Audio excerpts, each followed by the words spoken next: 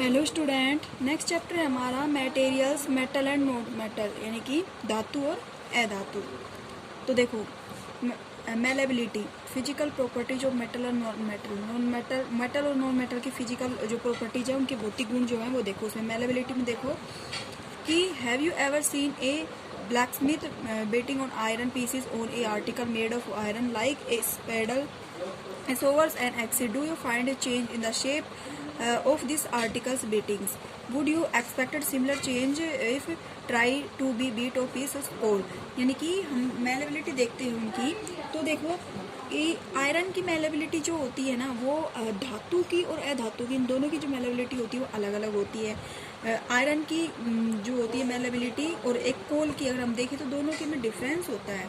ठीक है, तो मतलब मेलेबिलिटी होता है उसके अंदर भंगुरता जिसे हम कहें, यानी कि टूटने और फूटने का डर। मतलब मेटल आयरन को, हम लोहे को अगर हम तोड़ना चाहें तो आसानी से नहीं टूटता है, लेकिन अगर उसी कोल को अगर हम तोड़े तो वह आसानी से टूट जाता है। ठीक है, नेक्स्ट हमारा आता है क्या, कंडक्टर ऑफ हीट, उष्मा के चालक। मेटल और नॉन मेटल में आ रहा है पहला मेलेबिलिटी, दूसरा है कंडक्टर ऑफ हीट यानी कि उष्मा के चालक या कुचालक। तो can you hold a hot metallic pen which the without of a plastic or a wooden handles and not get hurt? Perhaps not. Why? Try to list some others experience in which a wooden or plastic handles protect you from being hurt while handling hot things।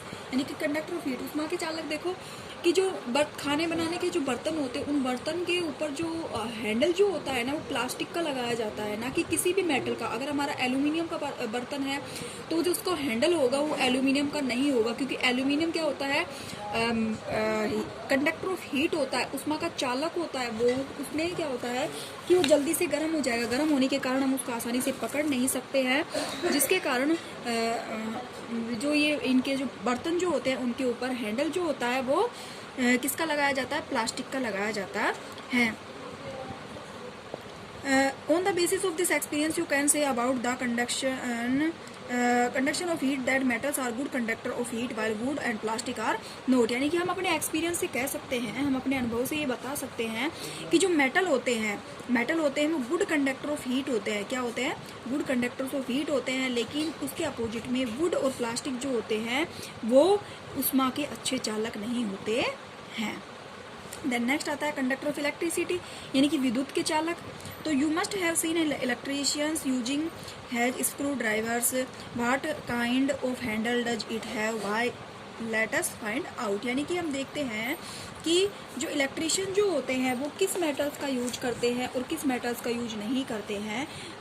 जो electricity होती है यानी विद्युत के चालन, किन धातुओं के अंदर विद्युत का चालन होता है और किन धातुओं के अंदर विद्युत का चालन नहीं होता है।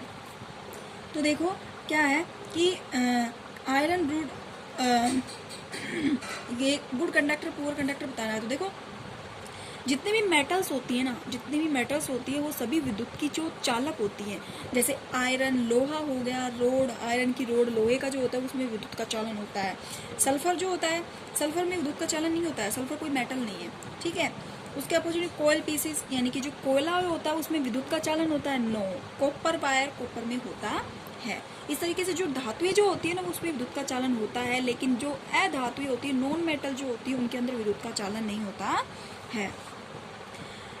You observe that iron rod, nail and copper wire are good conductor. ये बता रहा है कि आयरन रोड, नेल जिसे हम नेल बोलते हैं, और कॉपर तांबा जो होते हैं वो गुड कंडक्टर होते हैं। जो वो wire rod, rolled sulphur pieces and कोयल पीसेस आर पुअर कंडक्टर। यानी कि सल्फर का पीस और कोयल का पीस यानी कि तारकोल हो गया, कोयला हो गया, ये क्या होते हैं, बैड कंडक्टर होते हैं, पुअर कंडक्टर होते हैं। यानी कि हम इसे कहें कि उष्मा के अचालक होते हैं।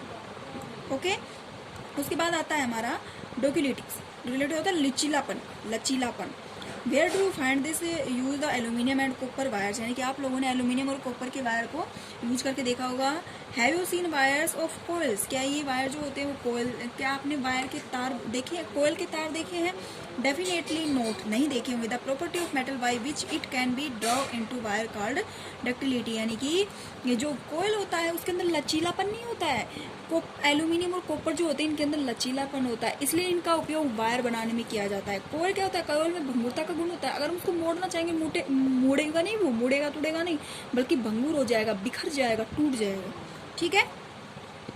तो नेक्स्ट आता है हमारा सनराइज। सनराइज क्या होता है, ध्वनिकता, यानी कि मैं तुम्हें ये कल की क्लास में बताएंगे, बाकी मैं समरी में बता सकती हूँ कि ध्वनिकता क्या होता है कि किसके अंदर ध्वनि आती है, किसके अंदर ध्वनि नहीं आती है। यानी कि मेटल्स के अंदर ध्वनि उत्पन्न होती है और नॉन मेटल्स के अंदर ध्वनि नहीं आती है। अगर हम किसी धातु को, यानी कि मान लीजिए चम्मच से थाली को बजाएंगे तो बज जाएगी, किसी भी बर्तन को, मेटल के पात्र को हम बजाएंगे तो बज जाएंगे, उनके अंदर आवाज आएगी। लेकिन कोयले को कोयले से टकराने पर क्या आवाज आती है, नहीं आती है। लकड़ी को लकड़ी से टकराने पर आवाज आती है, नहीं आती। वो बात अलग है कि जब किसी भी ढंग की आवाज अलग होती है और एक ध्वनि होती है, वो आवाज अलग होती है।